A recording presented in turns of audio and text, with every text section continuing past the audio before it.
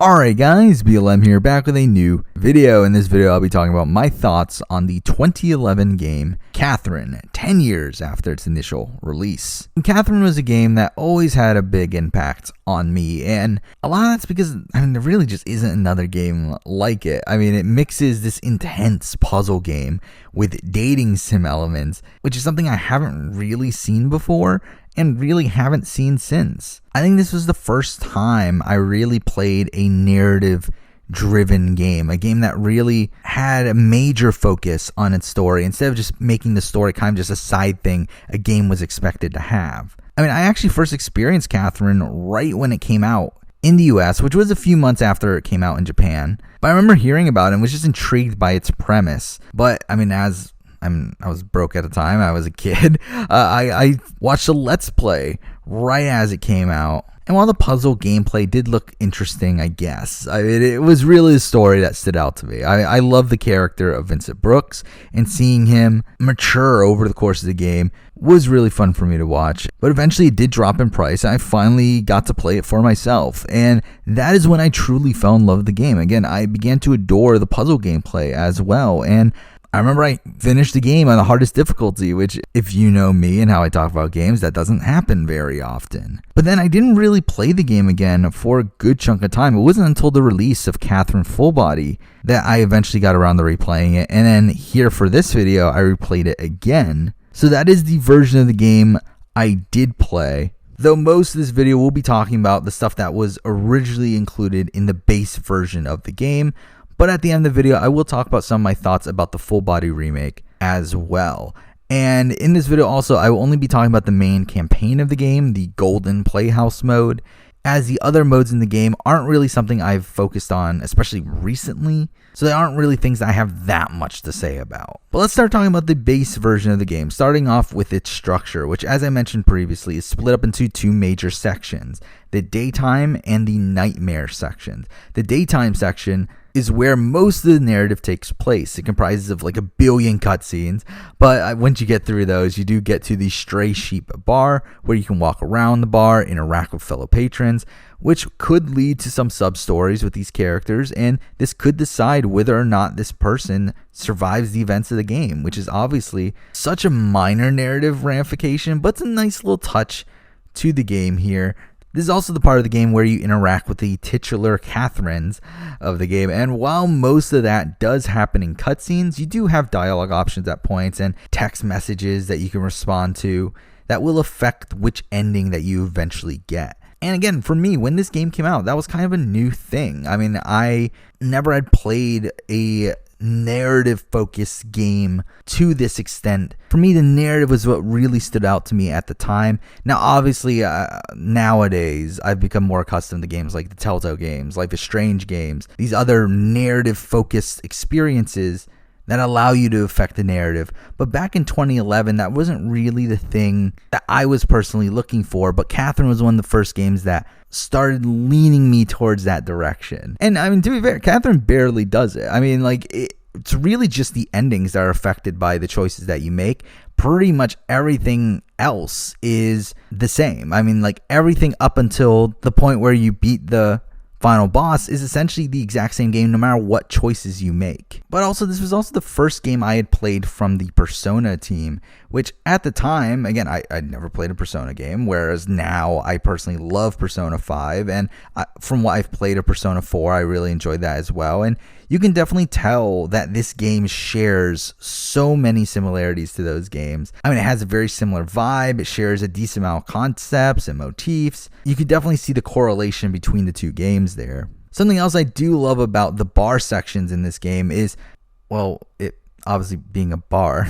So through that, you can buy drinks, and these drinks can help or harm your movement in the nightmare sections, which again is just a nice little touch, a way to connect the two separate gameplay elements. Now for the nightmare sections, which are the puzzle sections in the game. And again, when I first played this game, the daytime sections were the major appeal for me. I remember going to a puzzle and I was like, oh, I have to do this again. But it's like, on my most recent playthroughs, I will admit, I think the nightmare sections have become my favorite parts of the game. You start at the bottom of a block tower and you have to push and pull these blocks in order to make your path to the top. And I just find these puzzles really, really fun. At this point, I feel like I have a pretty good grasp on how this game functions, and I rarely find myself stuck at any given point.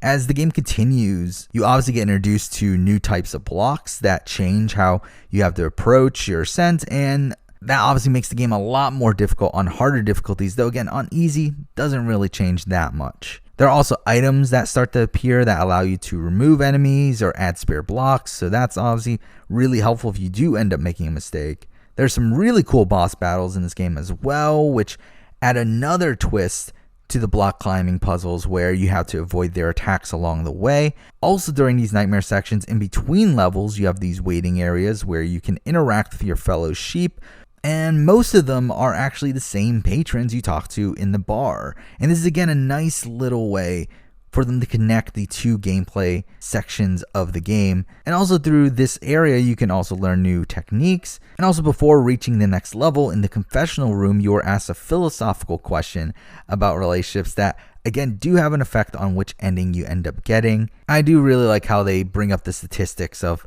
comparing your answer to the answers of the public. Well, now let's talk about the narrative, which is told in this Twilight Zone-esque frame narrative of this being an episode of a TV show called Golden Playhouse, and the story focuses on Vincent Brooks, an immature 32-year-old who has been dating Catherine with a K for 5 years, though it is still unwilling to marry her, and the main conflict arises when Vincent wakes up one morning with Catherine with a C, a young free-spirited girl that he assumes he cheated with. And a lot of the main story focuses around Vincent dealing with the issues that arise from his relationships with both of these women and juggling them around. And a lot of the story, in retrospect, is filled with a lot of weird plot conveniences, like Catherine McKay announcing that she's pregnant very early on just to add drama to Vincent's situation, but then conveniently later on in the story she reveals that she was never pregnant, and her justification for not telling him earlier does really come off as like half-baked. Like, it doesn't really make full sense. You also have the weirdness of like Vincent and Catherine not even living together after dating for 5 years, and also despite meeting up every single morning for coffee at the restaurant. And I get that this could be saying, oh, this is how incommittal Vincent is, but it's like, why is Catherine even in this relationship to begin with?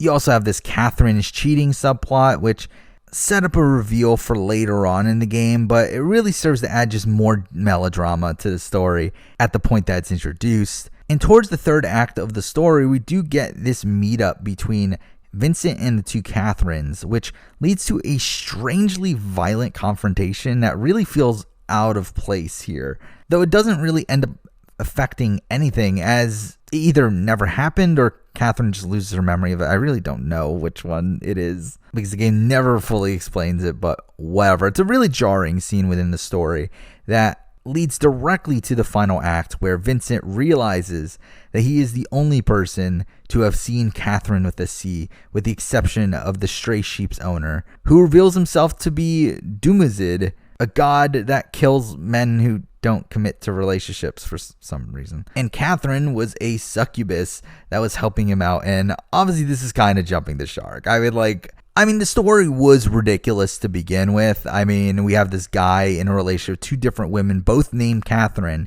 and him having these nightmares where he climbs blocks in his underwear while having sheep horns on his head. And he has to outrun like a demonic baby, a demonic version of his girlfriend. It's a weird game. It is. But I do feel like the actual concept of Dumazid and all this Ashtaroth and like all these other characters just felt like kind of too far for me, even though again it's a weird game. But yeah, I do like how this reveal is handled though, because it has been foreshadowed throughout the game. It fully makes sense within the game's narrative.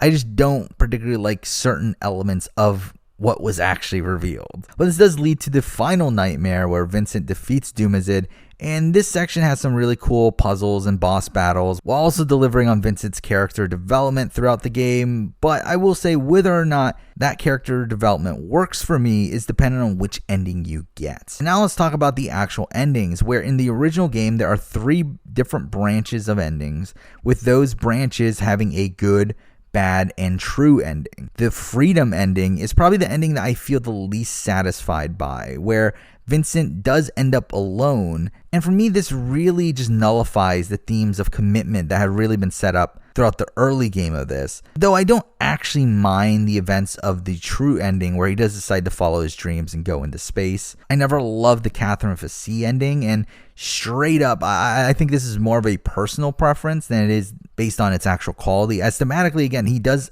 commit to Catherine with a C, which does build off of Vincent's character development, but I never felt like it was a satisfying conclusion to the story. It really embraces the more wacky elements of the story, where you do end up interacting with Catherine's father, who is the king of hell, and in the true ending, Vincent overthrows him to become the new king of hell. And to me, again, this ending just never clicked for me. And my personal favorite ending is the Catherine with the K ending. And to be fair, this is probably just a hopeless romantic in me, but I do like seeing Vincent go back to where he began the story by having used what he has learned throughout the course of the game to progress his initial relationship with Catherine, and him getting back together with her and them getting married. I just feel like it's a very satisfying conclusion for me personally. I do really like the wedding scene, and I think it's a solid farewell to all of the characters from the game. I really just like how it's handled, especially more so than the other endings of the game. Now, speaking about the characters, I personally always love Vincent Brooks as a character. I just relate to him, probably even more so now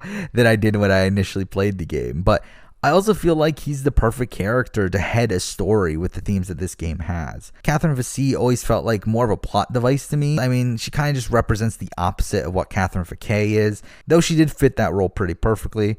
Catherine with a K is a character that I've always liked when I was younger, though I will say that now I do think there are some questionable decisions that she makes, and the way that she treats Vincent might not be the greatest. And with him also just being incommittal, it's like, why are they in this relationship to begin with? But I personally have always been team Catherine with a K over her C counterpart. Within the game, you do also spend a lot of time at the bar, and through that, you interact with a lot of Vincent's friends, who I haven't really talked about yet. So first up, we got Orlando, who I think fits like the best friend archetype pretty well there. Johnny is there. I mean, he doesn't really have much to really do. I mean, he really just talks about how he's looking for a soulmate, but he doesn't really do much about that. Toby is a character that can come off as annoying, though he is a character that's always stood out to me. Erica is a solid character as well, though I don't love how she's handled, especially towards the end of the game, where the game really comes off as transphobic through her relationship with Toby, and I do find that a bit off-putting. And finally, we got Thomas Mutton, the boss, and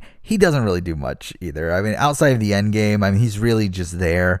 I do like the reveal of him being the villain at the end. I do think it was set up pretty well, but again, some elements of his story are kind of ridiculous. But that's pretty much all I have to say about the base game. Now let's talk about the full body version of the game, which I will say, for the most part, I don't like the changes that they made here. I mean, I have a very similar opinion with the Persona remakes as well, where I just feel like they're just adding things for the sake of adding things. It just very much feels like filler. It doesn't feel like it needs to be there. It really worsens the pacing of the story. And on the replay, I just felt like it made the daytime sections of the game just way too long. The only real improvement for me personally from the full body version are these new cutscenes that we got of Vincent and Catherine with a K's relationship before the events of the game, essentially when they first got back together and all that stuff. I think those are really nice scenes. Did they need to be in the game? Not necessarily, but I do think it's nice that they're there. Everything else, I'm just not a big fan of. I really don't like what they did with Rin. And again, that's most of what bloats the story here. The character of Rin just really creeps me out. I really don't like how we're supposed to look at her as a love interest when she very clearly acts like a little kid.